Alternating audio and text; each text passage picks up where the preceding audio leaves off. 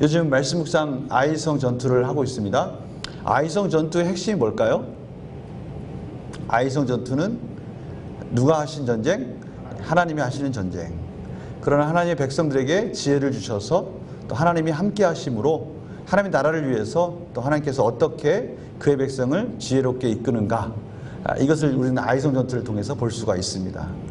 하나님은 어쩔 때는 참 기이한 방법으로 저희들을 인도하시지만 참 어쩔 때는 우리의 결단과 또 용기와 또 지혜를 사용하셔서 또 하나님께서 인도하시는 것을 저희들이 아이성 전투를 통해서 볼 수가 있습니다.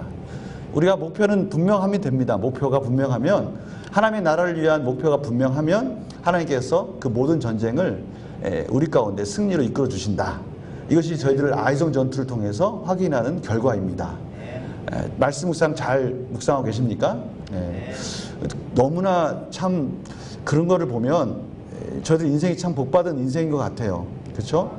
뭔가 분명한 기준을 가지고 우리가 열심히 달려가면 거기에 대한 분명한 답이 있다는 것, 그리고 우리가 그 답을 찾아갈 수 있는 능력이 있다는 것, 이것이 얼마나 큰 은혜입니까? 오늘 야고보서 2장도 바로 그러한 부분을 가지고 저희들에게 도전을 주시는 거예요. 윤여정 배우 혹시 아십니까? 그 이번에 94회 아카데미 오스카상에서 그 여우 조연상을 받았습니다. 근데 윤여정 씨가 참 그 아카데미상을 받으면서 여러 가지 말들을 인터뷰를 했는데 그 내용들이 참 좋은 내용들이 많아요. 그러니까 그분 연세가 74세인가 76세인가 아마 그 정도 될 거예요. 그 정도 연세를 사시다 보니까 파란만장한 인생을 사시다가 그 인생 속에서 많은 인생의 교훈을 얻으신 것 같아요.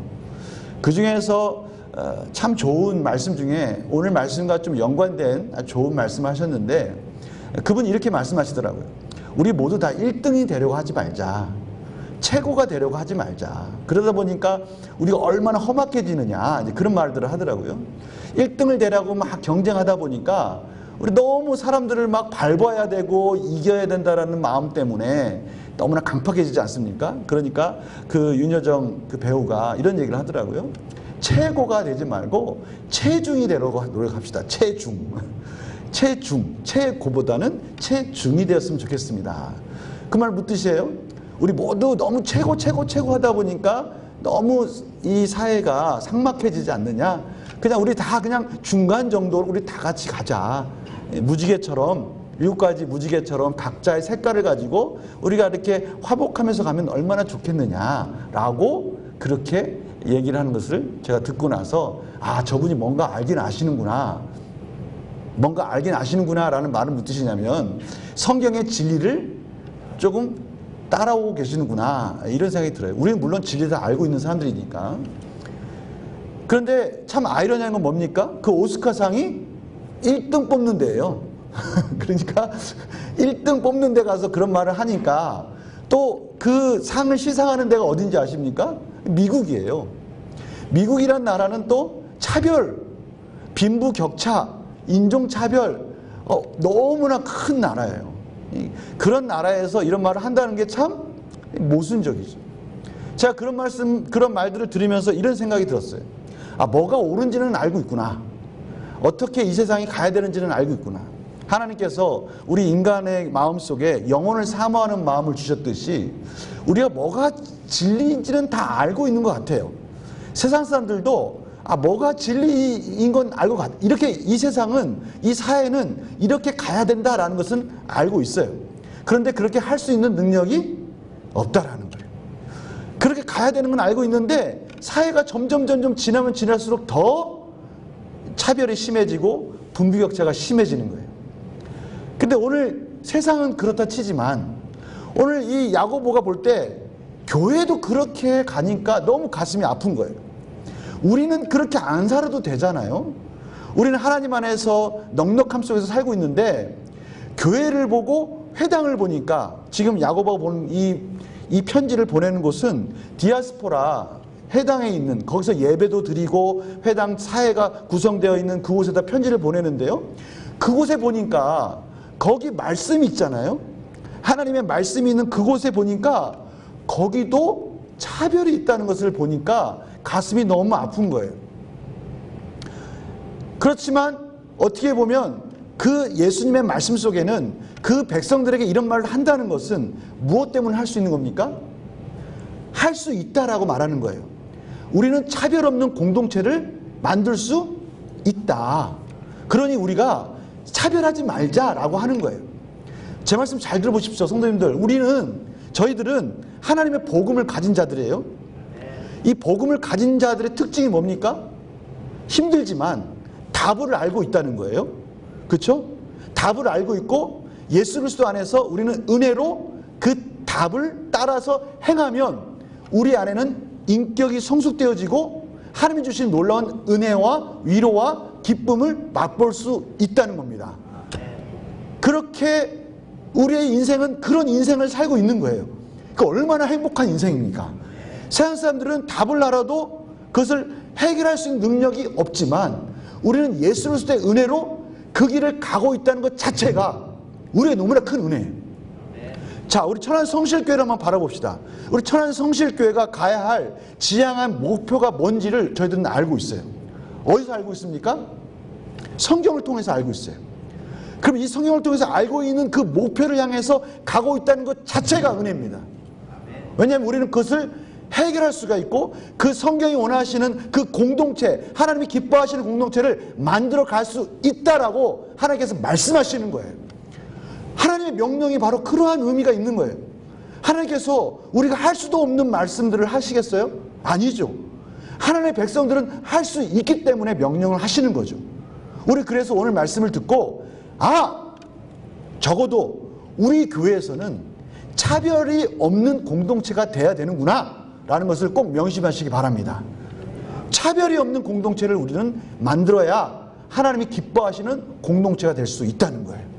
오늘 이 야고보가 이 디아스포라에 있는 그 성도들에게 하는 말씀이 지금 동일하게 저희들에게 하시는 말씀이에요. 우리는 차별 없는 공동체를 만들어야 우리가 이 속에서 생명의 공동체가 되고 이 속에서 하나님 놀라우신 은혜와 위로를 경험하는 공동체가 될 수 있는 거예요. 곧 차별 없는 공동체를 만드는 것은 누가 사는 거다? 내가 사는 거야. 우리가 사는 거예요. 우리 이 말씀 꼭 기억하시기 바랍니다. 오늘 1절을 보십시오. 1절 다시 한번 읽어봅시다. 1절 시작. 네, 형제들아, 영광의 주 곧 우리 예수 그리스도에 대한 믿음을 너희가 가졌으니 나라고 장하여 대하지 말라. 네, 오늘 말씀 가운데 내 형제들아, 디아스포라에 있는 많은 성도들아, 그리스도 안에 우리 형제 자매들아, 영광의 주 곧 우리 주 예수 그리스도에 대한 믿음을 너희가 가졌으니, 이게 소망이에요. 소망. 영광의 주 우리 주 예수 그리스도에 대한 믿음을 가졌다. 이게 쉽게 말하면 무슨 뜻입니까? 주님은 우리를 차별하지 않고 십자가 안에서 우리를 다 품었는데 그 믿음으로 구원받은 우리들, 하나님의 성도들이 왜 차별하고 있느냐, 그 말씀을 하시는 거죠. 예수님은 우리를 그렇게 대하지 않았는데 왜 우리는 성도들 가운데 그런 모습들이 있느냐라고 말씀하시는 거예요. 그러니까 영광의 주, 그러면 이 땅에 하나님의 영광을 가지신 예수 그리스도가 이 땅에 오신 그 예수 그리스도를 저희들이 생각할 수가 있어요. 요한복음 1장 14절에 보면 말씀이 육신이 되어 우리 가운데 거하심에 우리가 그의 영광을 보니 아버지 독생자의 영광이요 은혜와 진리가 충만하더라. 그거예요. 하나님의 영광을 가진 예수 그리스도께서 이 땅에 오셨어요. 우리를 구원하시기 위해 이 땅에 오셨어요. 그분은 은혜로 오셨어요. 진리의 말씀으로 오셨어요. 그리고 그 진리의 말씀 속에서 우리가 어떻게 살아야 할지를 보여주셨어요. 그 보여주신 그 사랑의 모습 중에 그것을 대표하는 사랑의 모습이 있다 하면 우리는 차별 없는 사랑이라고 말할 수가 있어요. 다시 한번 말씀드릴게요. 예수님께서 이 땅에 오셔서 우리들에게 보여주신 그 사랑의 모습, 그 사랑의 모습을 대표적으로 대변할 수 있는 말이 무엇이라고요? 차별 없는 사랑. 바로 그거예요. 주님이 우리를 그렇게 대하셨다는 거예요. 예수님께서 십자가상에서 우리를 차별 없이 다 구원해 주셨어요. 우리가 가진 것, 우리의 인종, 모든 것을 초월해서 예수 그리스도의 은혜를 바라보는 자들을 다 구원해 주셨어요. 그래서 그 구원받은 자들은 이젠 우리는 하나님의 은혜 없이는 살 수 없는 자입니다 라고 고백하면서 그 말씀을 바라보고 예수 그리스도의 은혜 안에 사는 자들이 되었어요.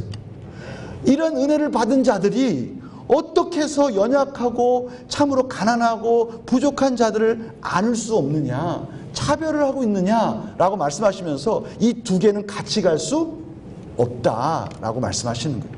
이 말씀은 우리들에게 무한한 소망과 가능성을 주시는 거예요. 이 차별 없는 공동체를 누가 만들 수 있다? 바로 예수 그리스도의 은혜를 경험한 우리가 만들 수 있다라는 거예요. 성도님들, 이 말씀을 들으면 좀 가슴이 뛰지 않습니까? 세상에 어딜 가도 경험할 수 없는 정말 평등하고 공평한 차별이 없는 그러한 공동체, 우리가 만들 수 있는 거예요. 할 수 있어요. 우리 예수님이 우리에게 그렇게 할 수 있다라고 말씀하시는 거예요. 가난한 자를 보시고 외면치 아니하신 예수 그리스도의 모습을 저희들이 볼 수가 있는 거예요. 누가복음 7장 36절에서 50절 보면요, 거기에 이런 장면이 나와요. 오늘 2절에서 4절 말씀 한번 볼까요? 오늘 야고보서 2장 2절에서 4절 말씀이 딱 겹쳐지는 중요한 말씀이 누가복음 7장 36절에서 50절 사이에 나오거든요. 먼저 야고보서 2장 2절에서 4절 말씀 한번 봅시다. 거기 보면 그 차별하는 모습이 나와요. 교회에서 차별하는 모습, 회당에서 차별하는 모습이 나와요. 참 안타까운 건 뭐냐면 이러한 게 너무 보편화됐다는 거예요. 한번 2절에서 4절 봅시다.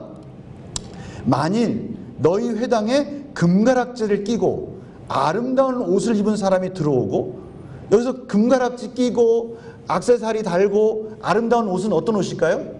그래서 아름다운 옷은 이 반짝인다 이런 뜻이 있어요. 빛난다 이런 뜻이 있거든요. 아름답다는 말이. 빛나는 옷을 입고 온 거예요. 요즘 말로 하면 아주 세련된 옷을 입고 온 거예요. 딱 입구에 들어오자마자 포스가 느껴지는 거예요. 아, 저 사람 심상치 않다. 뭔가 명품을 가지고 있는 것 같다. 요즘 말로 말하면 명품 옷을 입은 것 같다. 뭐 이런 모습을 가지고 들어오는 거예요. 그랬더니 그 사람에게 어떻게 하는 거예요? 또 반대편을 보니까 남루한 옷을 입은 사람이, 가난한 사람이 들어온다는 거예요. 남루한 옷은요, 이 더러운 옷의 의미를 가지고 있어요. 그냥 빨지 않고 막 누추하고 더러운 옷을 입은 사람이 들어오는 거예요. 그랬더니 어떻게 해요? 아름다운 옷을 입은 사람, 빛난 옷을 입은 사람은 어떻게 해요? 딱 눈여겨보고 있다가 여기 좋은 자리에 앉으세요 라고 아주 좋은 자리를 안내해 준다는 거예요. 그런데 가난한 자에게는 어떻게 말하는 거예요? 남는 옷을 입은 자에게는 어떻게 하라? 내 발등상 아래 앉으라. 이 발등상은 발판, 입구 쪽에 있는 사람들 밟고 다니는 데 있잖아요. 거기 그냥 앉아 있으라고 그렇게 얘기를 하는 거예요. 그 입고 온 옷만 가지고 그렇게 차별하게 대하는 거예요. 그런데 문제는 뭐냐면 이게 너무 보편적이라는 거예요. 보편적. 회당에 딱 가니까 이런 문화가 너무 아무런 죄책감 없이 이런 일들이 이루어지고 있다는 게 참 안타깝다는 거예요. 성도님들 어떻게 생각하세요? 우리가 이 부분에 대해서 좀 생각을 해봐야 돼요. 우리 교회는 어때요? 우리 성도님들의 시각은 어떻습니까? 누군가 이렇게 차별을 나도 모르게 하고 있지는 않은지, 바로 그 부분을 진단하는 거예요. 제가 어젠가요? 제 중고폰을 하나 샀습니다. 중고폰을 하나 샀어요. 아주 저렴하게 나와가지고. 제가 깨진, 저희 와이프가 험하게 핸드폰을 써서 그거 깨져가지고 제 거 주고 저는 중고폰을 싼 걸 하나 샀어요. 딱 나가서 만났어요. 근데 만났는데 만난 사람이 안녕하세요. 외국인 노동자인 거야. 외국인 노동자가 하는 거야. 근데 갑자기 제 마음속에 그러면 안 되죠. 신뢰가 팍 떨어지는 거예요. 이거 진짜 사도 되는 건가? 이거 어떻게 되는 거지? 그 옆에 또 저희 와이프도 한수 더 떠서 이거 믿어도 되는 거야? 갑자기 갔다 오자마자 코로나 모르니까 손 씻으라고 그래서 막 손 팍 씻고 막. 아니, 근데 저는 갑자기 저도 깜짝 놀랐어요. 나도 모르게 외국인 근로자 차별을 하고 있었어요. 내 마음속에 나도 모르는 차별이 있는 거예요. 성도님들 혹시 여기 보니까 악한 마음을, 4절 말씀 보세요.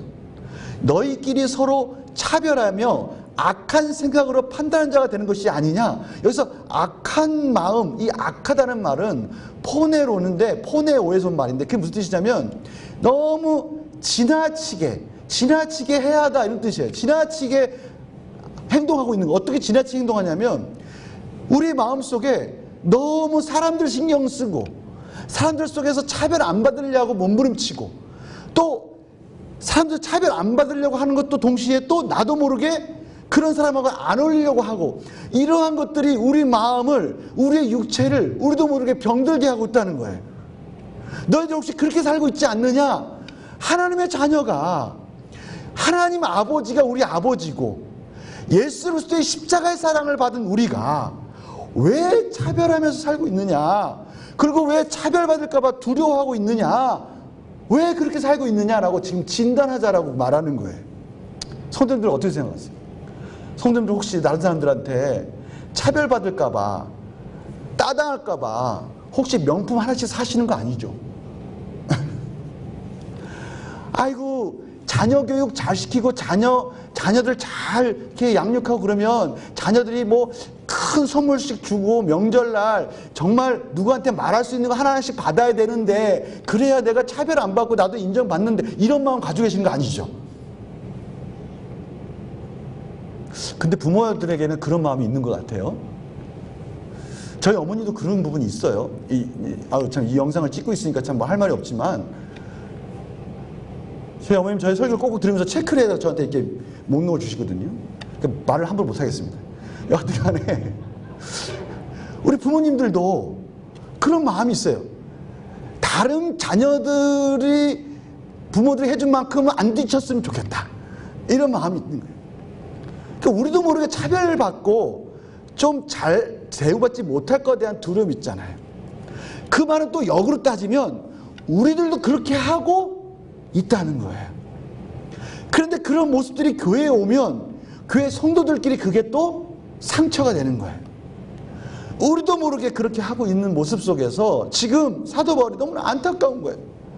왜 우리가 하나님을 알고 예수 그리스도의 복음을 알고 있는 우리가, 하나님이 기뻐하시는 공동체가 어떤 공동체인지를 알고 있는 우리가 차별이 없어야 이 공동체가 생명력 있게 살아있다는 것을 알고 있는 우리가 왜 차별을, 세상에서도 그 차별 때문에 전전긍긍하고 상처받고 있는 그러한 사람들이 왜 교회까지 와서 상처를 받도록 해야 되느냐라고 지금 도전하고 있는 거예요.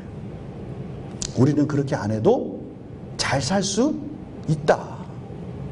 왜 차별하느냐? 차별하지 마라. 우리 진정한 사랑, 이웃사랑은 차별하지 않는 것이다. 그렇게 말씀하고 있어요.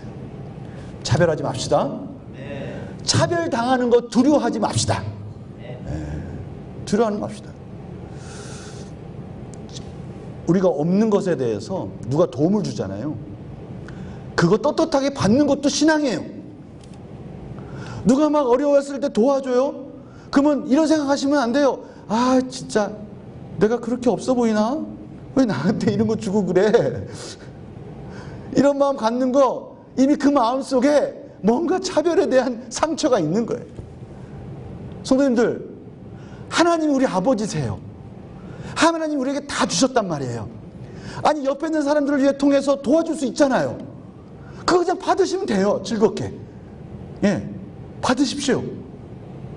저희 어떤 성도님들이 가끔 가다가 너무 좋은 게 있는데, 목사님 저거 이거 너무 좋은 건데 이거 한 번도 안 쓴 건데 이거 목사님 드려도 될까요? 아, 주세요. 아, 괜찮아요. 다 주세요. 쓰던 거 괜찮아요. 입던 옷 괜찮아요. 우리 아이들 잘 입고 다닙니다. 다 주세요. 그게 뭐 어때요? 우리에게는 하나님 아버지가 우리 아버지니까 부족한 거 없이 다 공급해 주세요. 우리 이웃이 우리에게 그런 거 준다는 거 감사한 거 아니에요? 성도님들, 차별받을 거 두려워하지 마세요. 그리고 성도님들 속에서도 누군가 나도 모르게 혹시 차별하고 있지 않는가? 무엇을 입었는가? 어떻게 행하고 있는가? 자녀들이 어떤 자녀들인가? 이런 거 보면서 나부터 이렇게 잣대로 재고 있지는 않는가?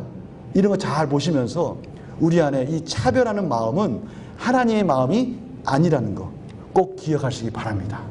오늘 바로 그 부분을 야고보가 지적하고 있고요. 하나님 우리에게 그 말씀을 가르쳐주고 있어요. 근데 더 놀라운 사실이 있어요. 하나님이 우리를 어떻게 이끄시는지 그걸 보면 우리 더욱더 놀라지 않을 수 없어요. 오늘 5절 말씀 봅시다. 2장 5절 말씀 다 읽어봅시다. 시작. 내 사랑하는 형제들아 들을지어다. 하나님이 세상에서 가난한 자를 택하사 믿음에 부요하게 하시고 또 자기를 사랑하는 자들에게 약속하신 나라를 상속으로 받게 하지 아니하셨느냐. 이거 너무 놀라운 말씀 아니에요? 보십시오. 하나님께서 하나님의 일하시는 방법을 저희들 가르쳐주고 계셔요. 하나님이 어떻게 하나님 나라를 만들어 가고 있는지 한번 너희들 잘 알고 있느냐 않느냐 그렇게 말씀하고 있어요. 보십시오. 세상에서 가난한 자를 택하사 믿음에 부요하게 하셨다는 거예요. 그래서 가난한 자는 누구 말합니까? 세상적으로 연약한 자를 말할 수 있지만 특별히 심령이 가난한 자를 말하는 거예요. 자기가 세상에서도 연약하지만 그 연약함 속에서도 그 마음이 심령이 가난해서요 하나님의 은혜를 바라볼 수밖에 없는 그러한 자들을 하나님께 택하셔서 하나님의 유업을 이어가도록 해주셨다는 거예요. 그러면서 이스라엘 백성들에게 이렇게 말씀하시는 거예요. 신명기 24장 14절 보면 너는 객이나 고아의 송사를 억울하게 하지 말며 과부의 옷을 점당 잡지 말라. 왜? 오늘 18절에 신명기 24장 18절에 너는 애굽에서 종되었던 일과 야 이스라엘 백성들 너희들 잘 생각해봐라. 너희들 예전에 그 애굽에서 나한테 얼마나 기도했느냐 얼마나 간구했느냐. 하나님 이 노예 이 자리에서 좀 벗어나게 해주세요. 너무나 힘들고 어렵습니다 하고 얼마나 기도했느냐. 너희들 그럴 때 내 하나님 여호와께서 너를 거기서 속량하신 것을 기억하라. 이러므로 내가 내게 이 일을 행하라 명령하노라. 성도님들 제 말씀 잘 들어보세요. 여기 계신 여러분들은 여기 계신 우리 성도님들은 제가 성도님들의 삶을 잘 알진 못해요. 그러나 이거 하나는 분명해요. 우리 성도님들은 하나님의 은혜 없으면 살 수 없는 분들입니다. 또 하나가 분명해요. 우리 성도님들은 분명하게 하나님의 은혜 붙들고 인생의 고비고비를 넘으신 분들입니다. 맞습니까? 그거 기억하면 우리와 같이 연약한 자들을 보고 모른 채 할 수 있느냐? 그럴 수 없다. 힘들고 어려운 시절을 겪었던 우리의 그 시절, 그 힘들었던 시절에 하나님 우리를 기적과 같이 구원해 주시지 않았느냐? 아니 지금도 우리의 삶 곳곳에 보면 힘들고 어려워가지고 때로는 정말 힘들어가지고 밖에 나가서 막 방황하고 막 어찌할 수 없어가지고 예전에 우리 어머님이 힘들었을 때 그냥 막 돌아다니셨대요. 막 시장을 막 돌아다니시고 막 왜냐면 정신을 못 차리겠대요. 너무 힘들고 두렵고 어려워서 정신을 차릴 수 없으니까 그냥 막 돌아다니셨대요. 근데 저도 그런 때가 있었어요. 아니 우리 모두는 다 우리의 영혼은요 방황할 때가 있어요. 어느 순간 우리도 모르게 인생의 힘든 고비가 찾아올 때가 있어요. 너무나 힘들어가지고 갈팡질팡할 때가 있단 말이에요. 그때 우리를 잡아줬던 게 뭐예요? 하나님의 말씀이에요. 우리가 하나님께 기도할 수 있다는 것 그거 하나가 우리를 붙어준 거 아닙니까? 하나님께 기도할 때 하나님께서 우리를 다시 회복시켜 주셨잖아요. 힘들고 어려워가지고 세상 사람들 다 등 돌릴 때 정말 그 수렁에서 누구 하나 돌아보지 못할 때 하나님께 기도할 수밖에 없었을 때 하나님께 무릎 꿇었을 때 그때 하나님께서 저희들을 구원해 주셨잖아요. 우리 이런 거 다 경험하셨잖아요. 아니 지금도 그런 인생을 살고 있는 우리가 어떻게 그 가난한 자를 보고 외면할 수 있느냐. 그 마음을 가진 우리는 그 연약한 자 가난한 자를 차별하지 말고 그들을 안아야 된다라고 말씀하시는 거예요. 예수님이 그렇게 저들에게 보여주셨잖아요. 제 가운데 정말 눈물로 예수님의 발을 닦으면서 향유를 깨트리고 옥합을 깨트려서 예수님의 발을 씻겨주고 있는 그 여인의 마음을, 그 상한 마음을, 그 가난한 마음을 예수님께서는 아시고 그 여인을 받아주셨어요. 옆에 있는 바리새인들은요 오늘 말씀과 같이 그냥 자신들이 어떻게 선지자가 저렇게 예수님 선지자라는 분이 어떻게 저렇게 죄인을 안아줄 수가 있느냐, 용서해 줄 수 있느냐, 어떻게 긍휼한 마음을 저들에게 베풀 수 있느냐. 오히려 하나님의 말씀을 잘 안다는 자들이 그들을 차별할 때 예수님은 그 영혼을 받아주셨어요. 예수님의 십자가를 보면요, 그 양손을 쫙 벌리시고 우리를 마치 받아주시는 것 같아요. 그 피 묻은 손으로 우리의 모든 사람들을 다 받아주시는 것 같아요. 그러면서 우리에게 그렇게 말씀하시는 거예요.